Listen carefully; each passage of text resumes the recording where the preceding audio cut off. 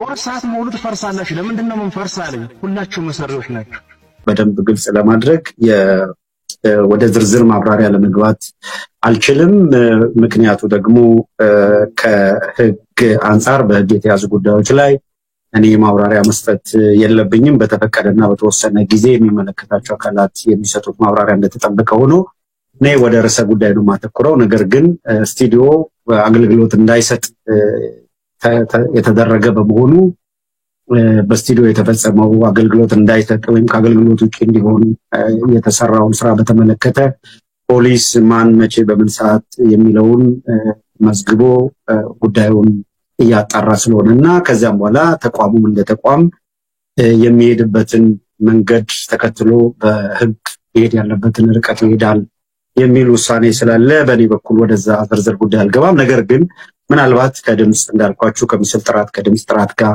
ችግሮች ካሉ የገባ ነው ይሄንን ፕሮግራም ለማቅረብ እንደምንም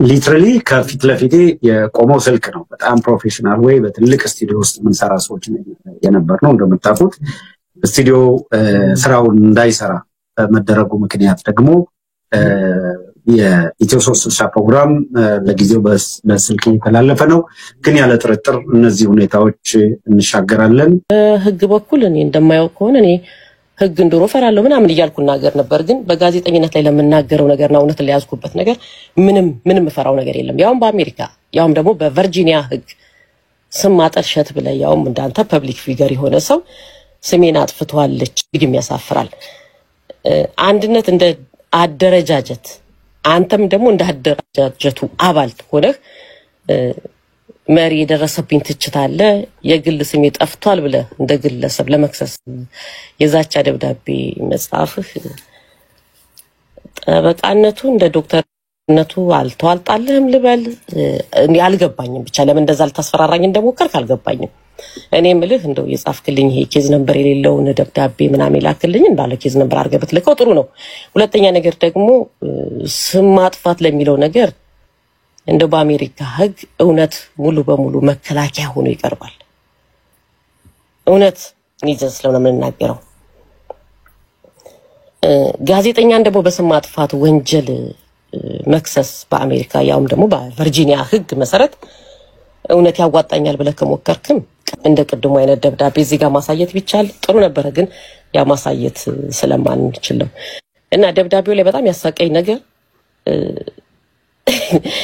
እያወቅሽና አስበሽበት በተለያዩ ሶሻል ሚዲያ ፕላትፎርሞች አሰራጭተሻል የትላንትናው ፕሮግራም ማለት ነው አሰራጭተሻል መልእክት የተላላክሽም ባስቸኳይ አስተላልፉት ስትይ ነበር እሱን በማትረግሽ ደግሞ እኔ ላይ የደረሰ ጉዳት እንዲበዛ አድርገሻል ይላል ደብዳቤው እንግዲህ ክስ ብሎ ይላከው ማለት ነው ምንም አይነት ኬዝ ነበር የሌለው እንግዲህ ይሄን ደብዳቤ ከዚህ በፊትም እዚህ ቢሮ ውስጥ ማይቻለሁ ለማስፈራራነት እንደሱ አይነት ነገር ተጽፎ መጥቶ አይቻለሁ እና ጉዳት ሲባል ምን አይነት ነው ገቢያተሃል ከስራ ተባረሃል ወይንስ የከፈትከው ትልቅ ተቋም ተዘግቶብሃል ወይንስ ጭንቅላት ላይ ትልቅ መቃወስ ገጥሟል አልገባኝም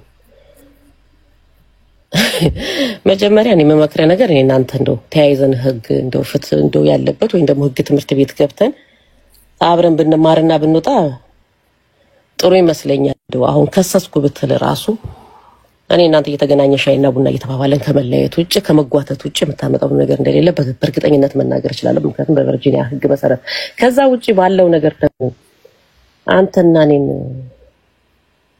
በሐሳብ ልትመታኝ ስትመጣ እጅግ ነው ያሳኩት እጅግ እኔ ኢየሩሳሌም ነኝ ምክንያቱም ስናገርም ስሰራም ለአንድ ነገር ነው ለህሊናዬ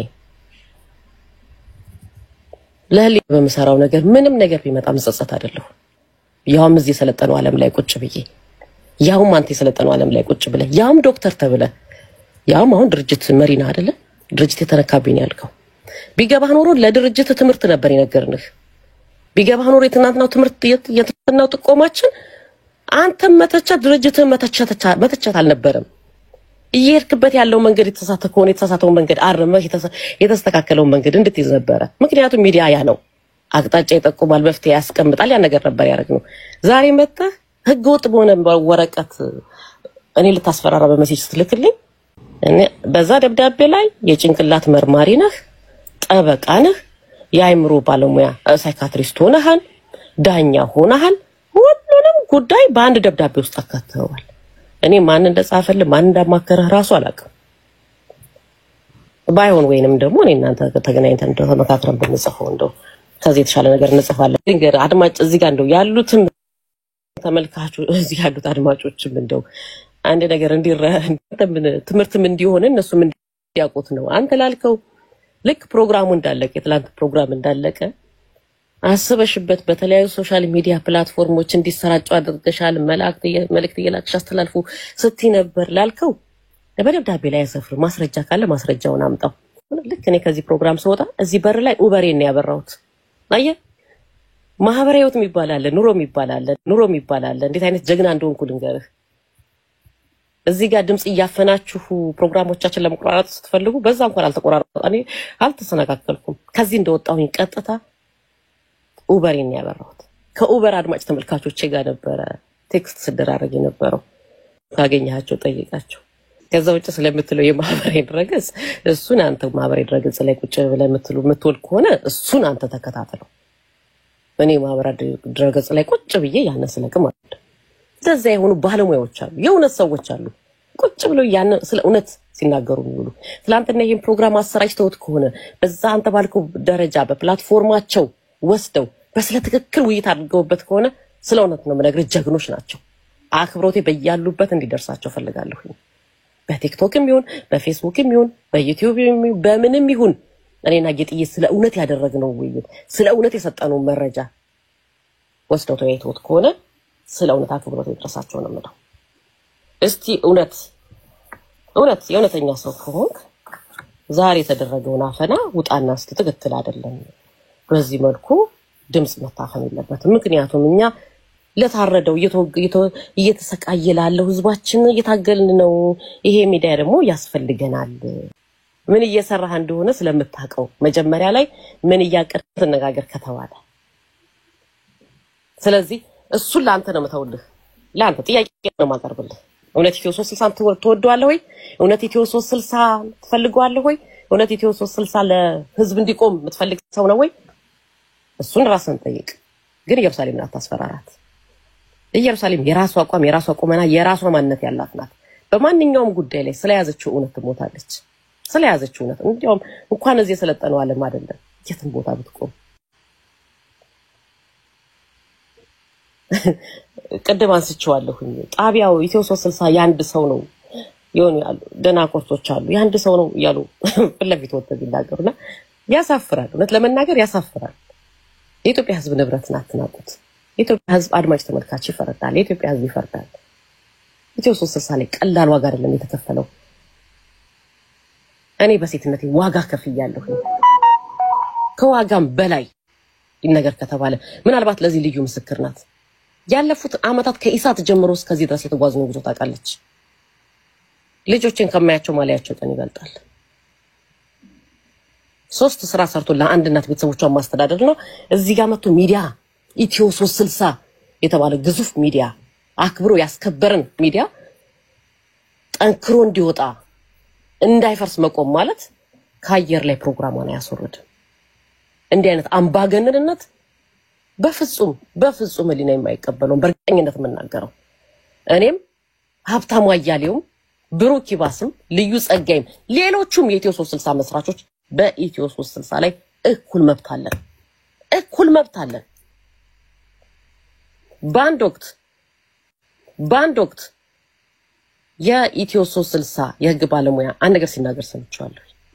ኦፊሻል 2 ጠቅላላ ጉባኤ ተጠርተው አንመጣም እስካላሉ ድረስ ሁሉም የኢትዮ 360 መስራቾች ራሳቸው የሚነቀንቃቸው አካል የለም ሲል በዚሁ ጋር ሰምቻለሁ።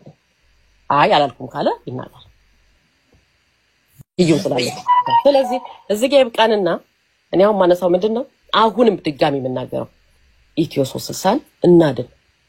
ኢትዮ ሰገነት በሚባል በማይታወቅ ሚዲያ ኢትዮ 360 እንዲጨፈለቅ አልፈልግም። አይኔ እያየ ዋጋ ከፍለንበታል፣ ብዙ ሆነንበታል። የኢትዮጵያ ህዝብ ደግሞ ይፈልጋል ኢትዮ 360።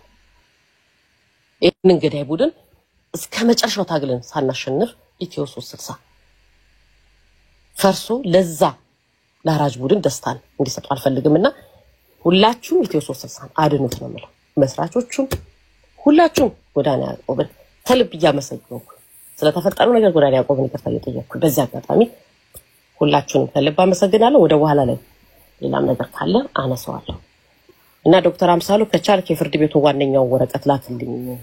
ይሄኛውን የማታለያ ወረቀት ምናልባት በዚህ አጭበርብረ መላክ አጭበርብሮ በእንደዚህ አይነት ወረቀት መጻፍ ምን ሊያመጣ እንደሚችል እኔ እናንተ ሄደን ፍርድ ቤት እንጠይቃለን ወይም ደግሞ ጠበቃ እናማክራለን። ምክንያቱም እኔ እናንተ ሙያችን ሌላ ነው።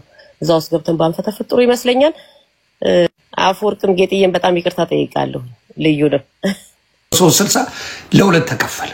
እኔም አልፋታም ማለት ለሁለት በረገድኳቸው ማለት ነው። ስለዚህ እነ ኤርሚያስ ለብቻቸው ሄዱ እና ሀብታሙ እዚህ ጋር ሆነው ኤርሚያስን ለጠለጡት። ከዛ አሁን ደግሞ ይሄው መጨረሻው ዮኒ ማኛ ትንቢተኛ ነኝ ለምን አትሰሙም ነው ጨወቴው። ማኛው ትንቢተኛ ነው አራድዬ ልጅ። ምክንያቱም ፖለቲካውን አሜሪካን ያስተማረች አሜሪካ አይደለም። እንዲሁ በልምድና ጫት ላይ ቁጭ ብያል ተማርኩም። ፖለቲካ የጫት ሰው አይደለም። እኔ አሜሪካ በሚሊተሪ የተማርኩት ነው ፖለቲካ። ስለዚህ አውቀዋለሁ ምን ሊፈጠር እንደሚችል ወደፊት ምን በፖለቲካ ምን ሊመጣ እንደሚችል አውቀዋለሁ። ስለዚህ ምን ሆነ ኢትዮ 360 እየተባሉ ነው አሁን እየተጋደሉ ነው። ምን ተባብለዋል? አንዱ ባዴን ነው ተብሏል፣ አንዱ ደግሞ ሌላ ነው ብለው ጀምረዋል። እየሩስና ሀብታሙ አያሌው ሊካሰሱላችሁ ነው። ማን ቀረበ ፖለቲካ? አሁን የቀረው